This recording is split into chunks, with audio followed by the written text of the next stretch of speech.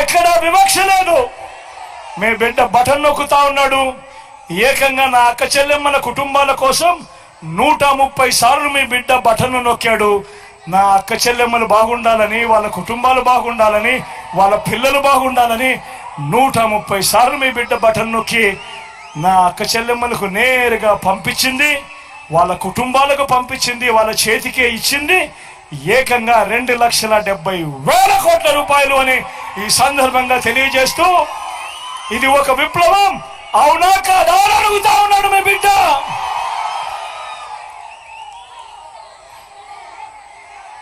మరి ఇదే సందర్భంగా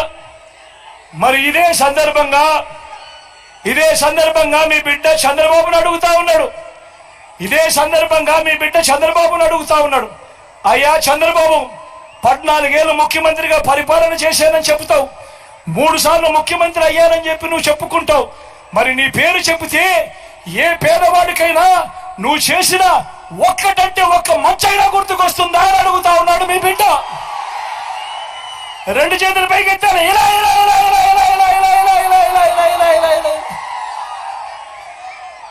14 ఏళ్ళు ముఖ్యమంత్రిగా చేశానంటాడు, 3 సార్లు ముఖ్యమంత్రి అని అంటాడు. మరి ఆ చంద్రబాబు పేరు చెప్తే ఏ పేదవాడికైనా కూడా తాను చేసిన ఒక్కటంటే ఒక్క స్కీమ్ అయినా గుర్తుకు వస్తుందా అని అడుగుతా ఉన్నాడు మీ బిడ్డ. 2 చేతులు గట్టిగా పైకి లేపాలి. మరి అడుగుతా ఉన్నాడు మీ బిడ్డ. ఇలాంటి మనిషి ఇవాళ ఎంతకు దిగజారిపోయాడో మీరే చూస్తా ఉన్నారు. ఈరోజు మీ బిడ్డ యుద్ధం చేస్తా ఉన్నది ఒక చంద్రబాబు ఒక్కడితోనే కాదు. ఈరోజు మీ బిడ్డ ఒకడు ఇటువైపు నిలబడి ఉన్నాడు. పేదల పక్షాన మీ బిడ్డ నిలబడి ఉన్నాడు. మంచి చేసి మీ అందరికీ తోడుగా మీ బిడ్డ ఒక్కడే నిలబడి ఉన్నాడు.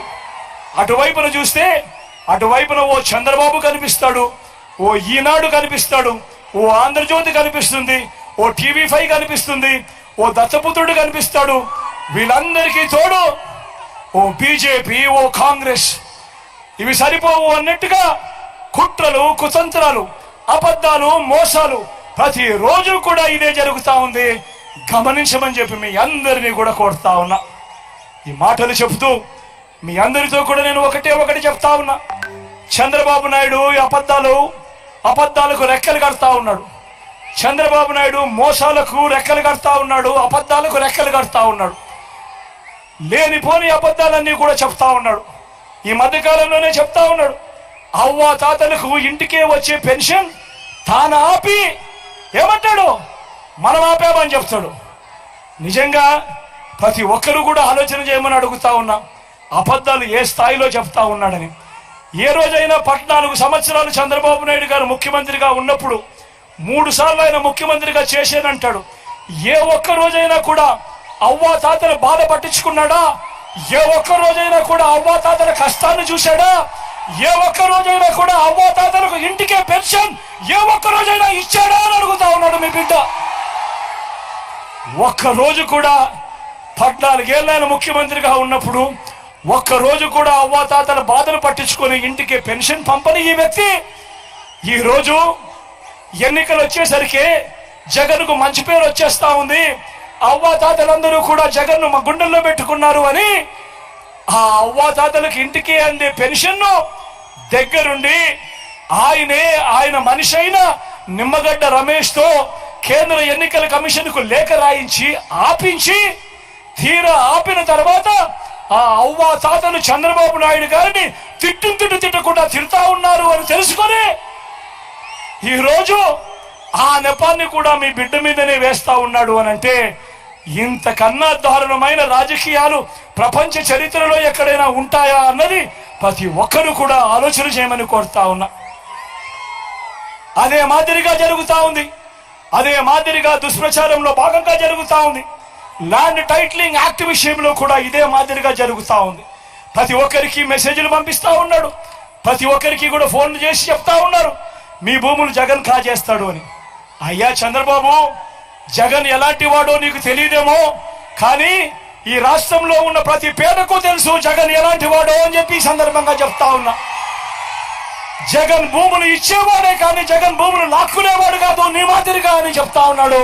ఈరోజు అసలు ల్యాండ్ టైటిలింగ్ యాక్ట్ అంటే ఏమో చంద్రబాబు నాయుడు గారికి తెలుసా అని అడుగుతా ఉన్నాడు మీ జగన్. అసలు ల్యాండ్ టైటిలింగ్ యాక్ట్ అనంటే దాని అర్థం ఏమిటో తెలుసా? అసలు ల్యాండ్ టైటిలింగ్ యాక్ట్ అనంటే దాని అర్థము మీ భూముల మీద మీకు సర్వ హక్కులు కల్పించడమే ల్యాండ్ టైటిలింగ్ యాక్ట్ కు సంబంధించిన ముఖ్య ఉద్దేశం. మీ భూములు 100 సంవత్సరాల కిందట సర్వే జరిగింది, బ్రిటిషర్లు ఉన్నప్పుడు సర్వే జరిగింది. దాని తర్వాత ఏ ఒక్కడు కూడా సర్వే చేసిన పరిస్థితులు లేవు. ఎక్కడా కూడా 15,000 గ్రామ సచివాలయాలలో 15,000 సర్వేలను పెట్టించి ఏ ఒక్కరు కూడా ఎప్పుడు సర్వే చేసిన పరిస్థితులే లేవు.